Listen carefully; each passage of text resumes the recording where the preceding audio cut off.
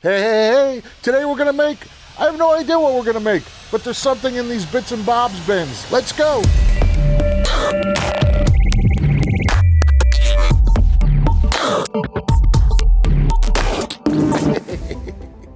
How's it going? Anthony Fro here, Create Sci-Fi.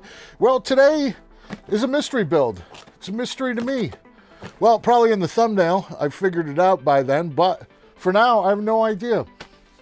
So typically what I do on this channel is I'll occasionally, I'll go to the dollar store, no idea, and just sort of buy stuff. And I was thinking about doing that, but then I was like, you know, I always talk about saving stuff and you never know what's going to come in handy. And now I have these bins of I don't know what.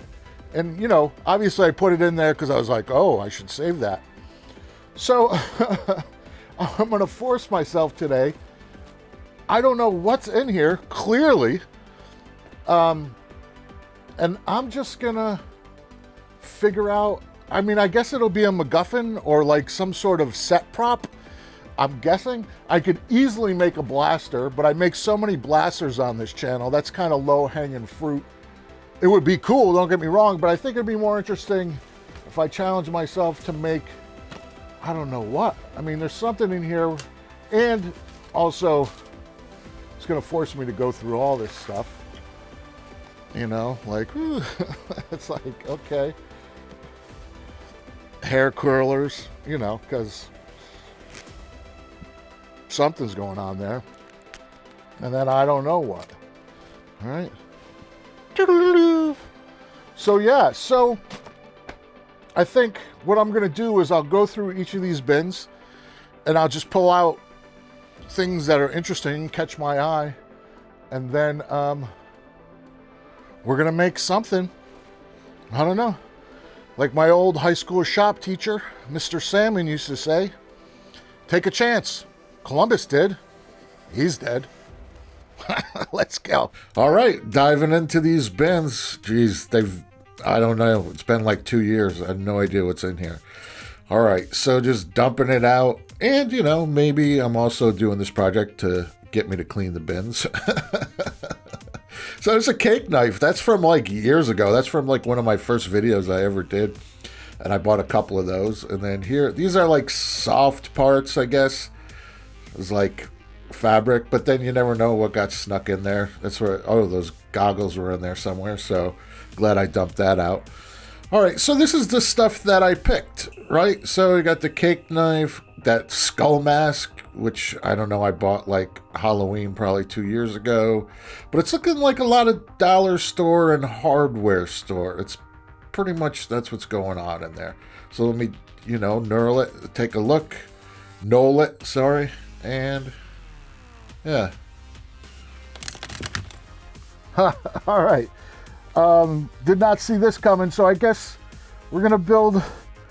I'm just looking at it. First thing off the top of my head, I thought it was gonna be like a MacGuffin or a prop or a set piece. I think we're gonna make a character. I see a character here, so didn't even know I had this. So I'm thinking right at the top of my head, something like this. Maybe some goo in here or some thing. Got some screens, I don't know. And then like one of my first videos like 3 years ago, I made this cool like blade, which I wouldn't want to repeat, but since I'm building like a character, so it's gonna be, this is just my rough idea in the moment. So it's this, right? This, something else going, sci-fi assassin. So, yeah, all right, so this is exciting. And like I said, the thing that I want to share with you is like, you know, I really had no idea what was in those boxes. Now I'm creating a character, which is what I didn't intend to do. But the key thing that I guess I want to get across and communicate here is like, okay, that's what I'm going to do. And just don't, I'm not going to think about it again. Sci-fi assassin, right? He's got the knife. Maybe some other things will happen. Maybe this is like his like, oh, okay, that's where they are. I don't know. But it's just, you know, like this stuff in the box. Let's just look at it again. Right? Like, this was in the box. There they are. Now they're neat. All right, let's get into it. So, we've got to pull this apart. Got to sand, right? Sanding. But now I just sort of mocking up what I think is going to happen. Like I said, not overthinking this.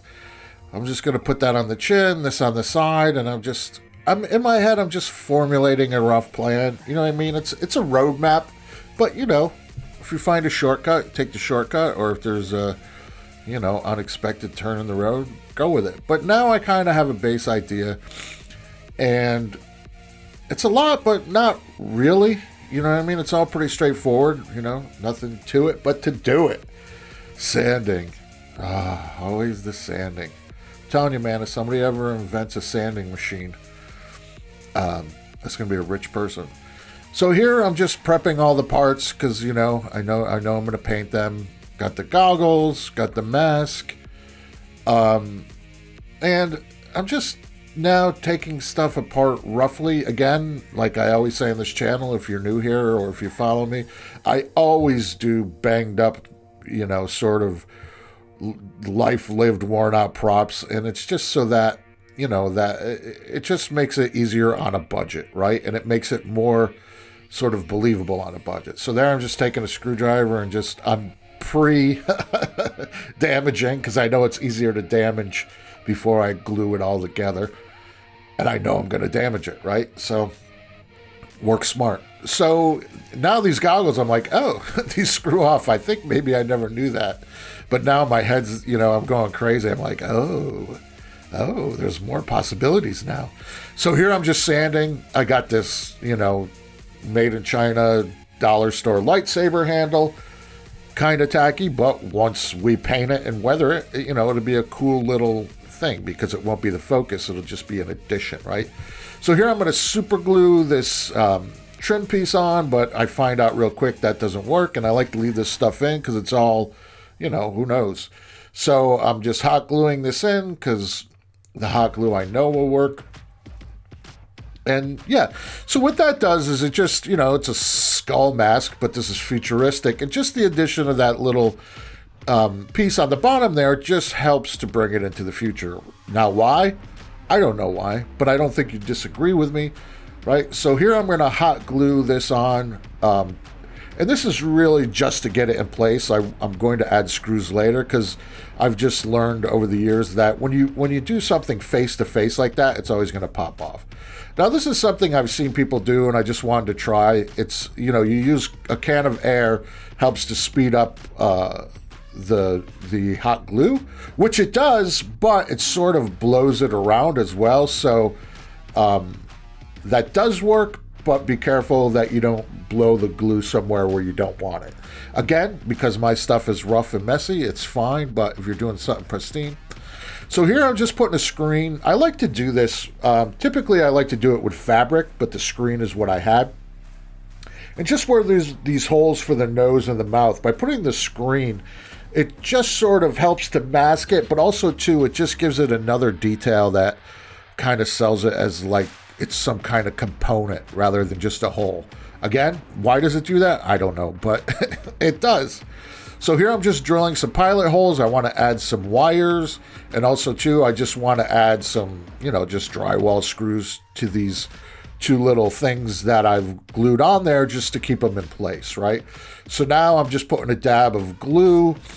I talk about this a lot, too. I always overbuild because, I'm building props and costume pieces for a film, right? It's one day on a film set. You don't want it to come apart, right? You overbuild. It's just worth it, because imagine you got everybody there, you spent all this money, and then like a little doodad falls off the mask and you got to stop production for an hour. It's not good, right? So overbuild. So these wires, I don't know, they're in the bin. They're left over from, I think, when I did those like fembot masks, whatever, but you save them. And then now, these wires, I don't know what they are. They're just, you're looking at this stuff and you're like trying to not overdo it, but you're trying to also tell a story, right? So I don't know what story this tells, but it definitely just adds an element of like, okay, well, I do know what the story tells. The story that those wires tell is there's something technical going on with this, right? So it's not just a spooky mask to sort of scare who you're fighting and intimidate them. And also there's a technical component, right? Like maybe it's some kind of filtration or something.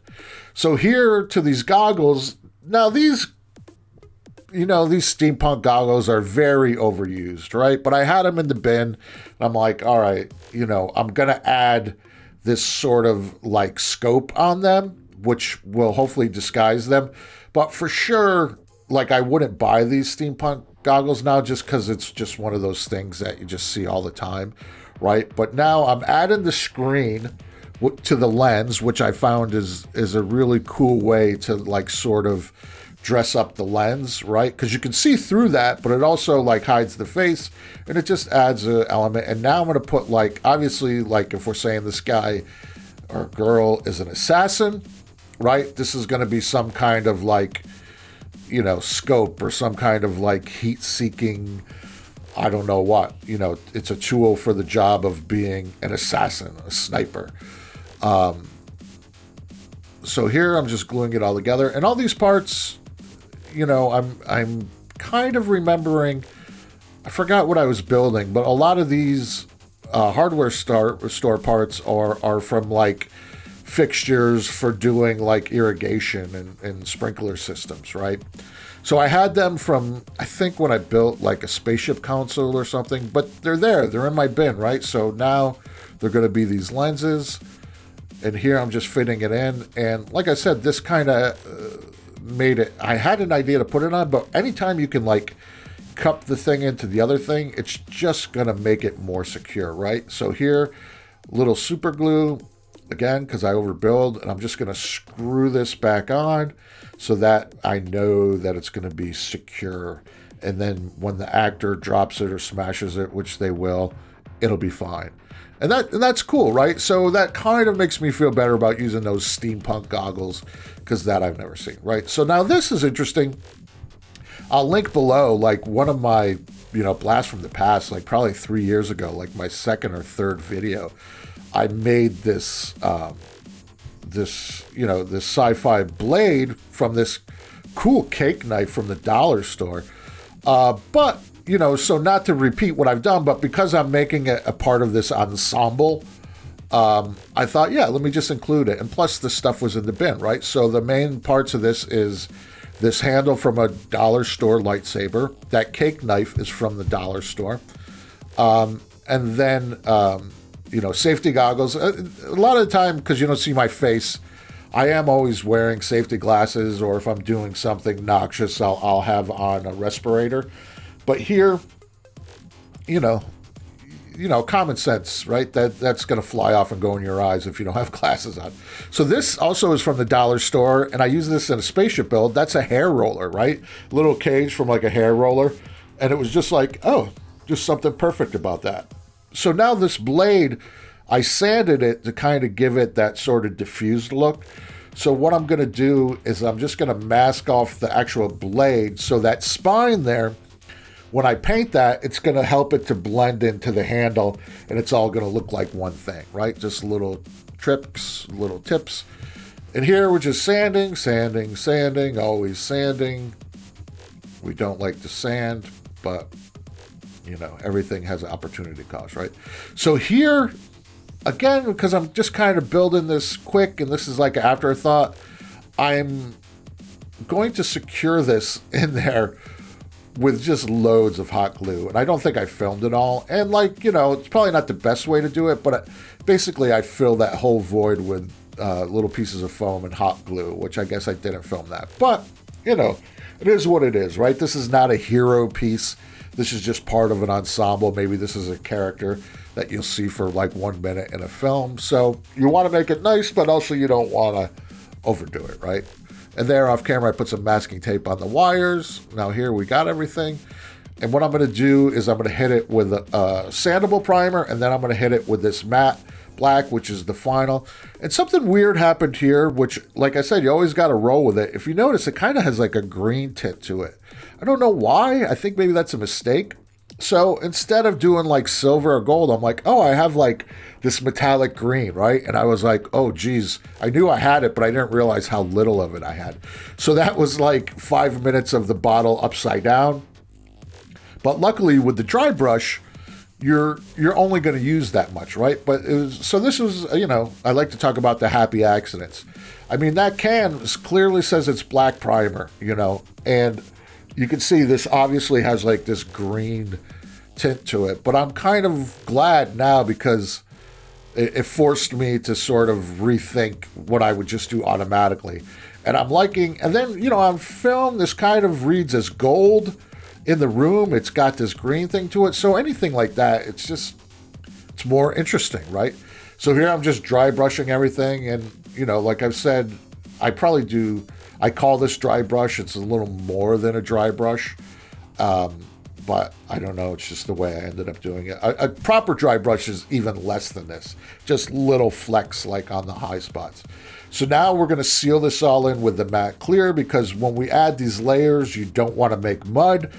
You don't want it all to blend together. So by putting the clear in between each of these steps, that's what really kind of allows you to build rather than to sort of distort and just make a mess, right?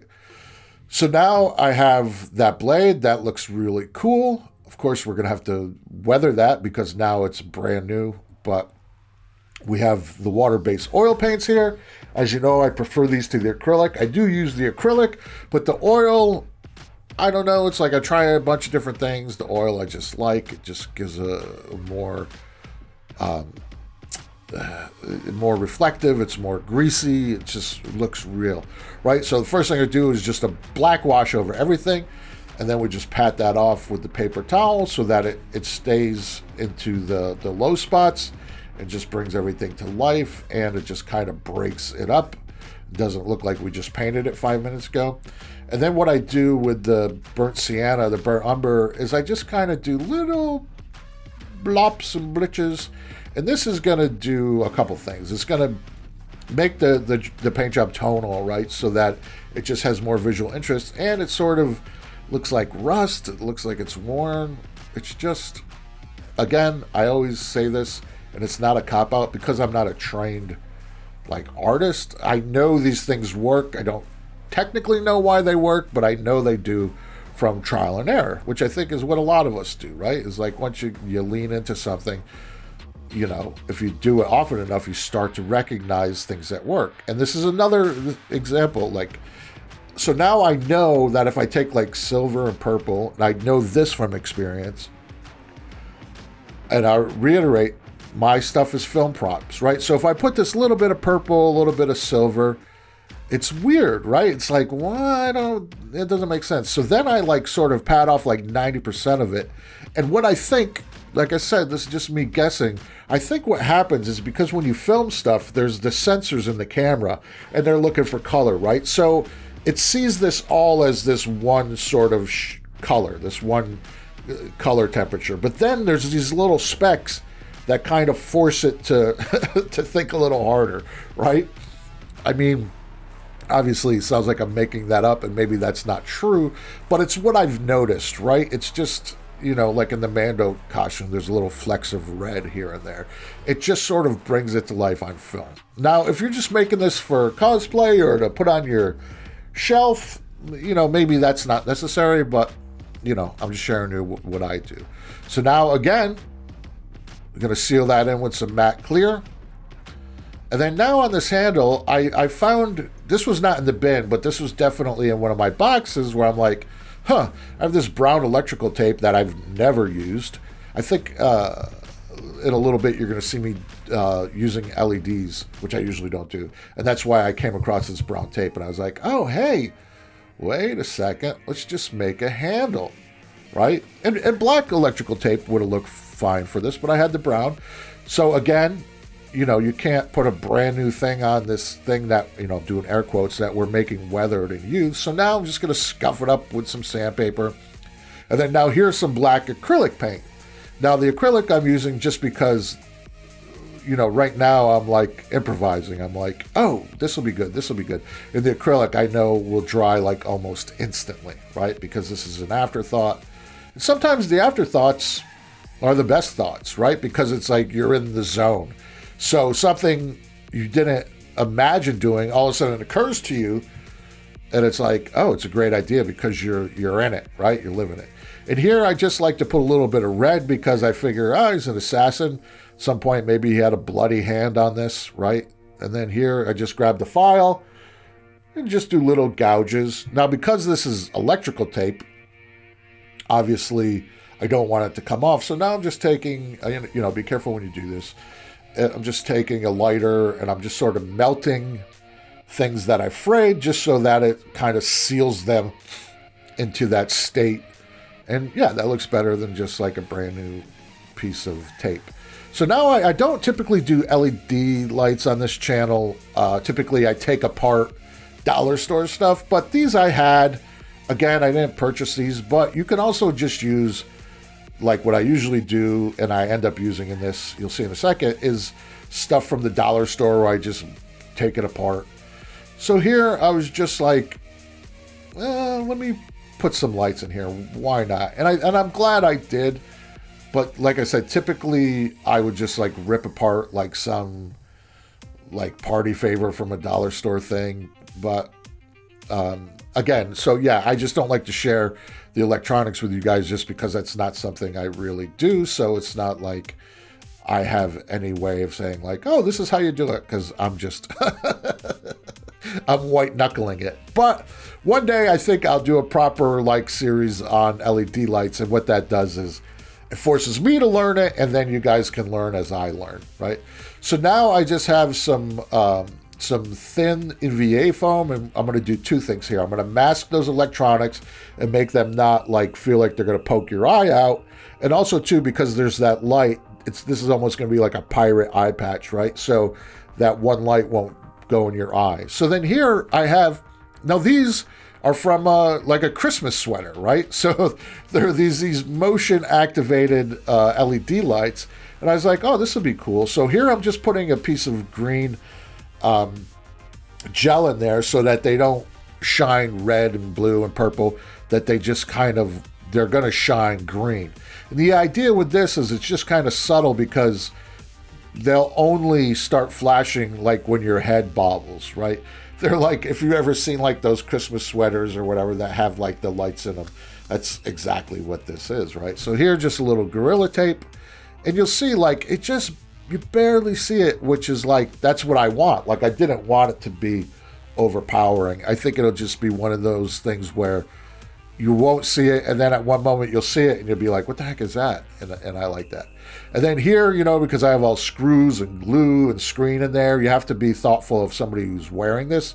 So what I do is I just put some foam on the inside just to make that comfortable, because, you know, you don't want a screen or a screw poking in your cheek. And here I'm just taking off the foam that I glued. Same thing, all those electronics. So now against your head is not going to be buttons and wires. It's just like a nice comfortable piece of foam. And here, this is the final step, which is not necessary. I just do. So then I just do some pigment powders. I just like dusting stuff. I just think it's just sort of like the washes are like, okay, this thing's like 10, 20 years old and it's just dirt you can't clean off. And the powders to me are, okay, this thing is sitting on a shelf or whatever and it just gets a little dust on it.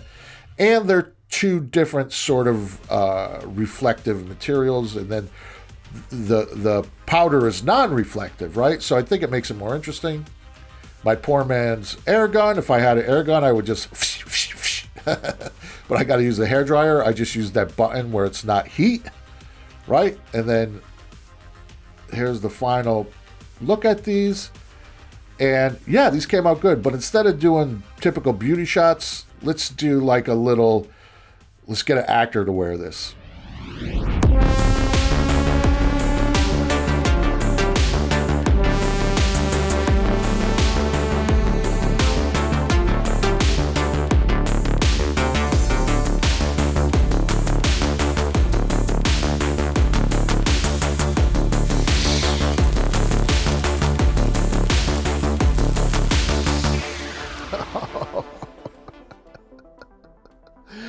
Yeah, right? These came out really cool. And yeah, like I said, that was Clint. He plays the Twi'lek, the blue guy, in the Mandalorian film. He also did a lot of the VFX with me, and a really great filmmaker and a musician too. I'll link to him in the comments. Yeah, so what's interesting is, like, I totally was committed, like I said at the beginning, to whatever in the bin was there, but turns out, I guess I go to the dollar store and the hardware store a lot more than I know.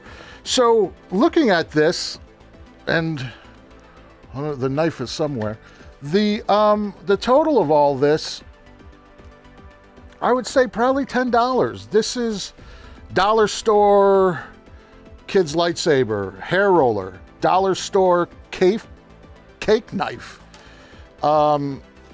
This was from the mask was from the dollar store, like when I buy stuff from Halloween. All these little bits and bobs are hardware store. I think it's like lawn sprinkler stuff. This chin, that's something I did have. I think that was like from a computer project. These, again, goggles, you see these all the time. Steampunk goggles, they're a little overplayed, but I got those at the dollar store around Halloween. This is hardware store. The screen is like a T thing from the dollar store. And the LEDs I had, but I definitely have a box of LEDs from stuff that I just break apart from the dollar store. So I can honestly say this whole build was probably $10, right?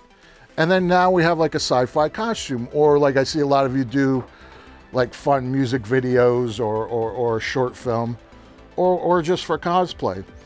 So yeah, really happy with that. Like I said, it's all, oh yeah, look, that's got the light. I don't know if you can see the lights. It's all pretty straightforward, you know, and I think, you know, just even seeing it like on Clint with the mohawk, it's like, oh, there's a story here or something interesting. I don't know, but hopefully this demonstrated that, you know, the only barrier is just doing it, right? You could go and make that costume for $10 and shoot something on your phone, and then, I don't know, but then you're doing it, right? And then at some point you get better, or, you know, or maybe it's just a fun craft thing that you do. Either way, it's all good, but I hope, as always, I hope there's something in there for you to go like, oh, and sparks, and then you're like off to the races. I do that a lot. Like, I'll search stuff on YouTube and it's like not specifically what I'm looking for, but as soon as I see it, I'm like, oh, that'll work as whatever, right? So as always, I hope you found this video useful. Please like, share, subscribe, leave a comment. I love to read the comments. And be sure to check out the merch shop. This is the black on black hat, so I don't know if this is reading, but that's my favorite one. We got the hats, we got the shirts. Buying that stuff really helps support the channel. It helps me to keep doing this. And remember, I'm just here to help make sci-fi. Ha ha ha ha ha ha ha ha.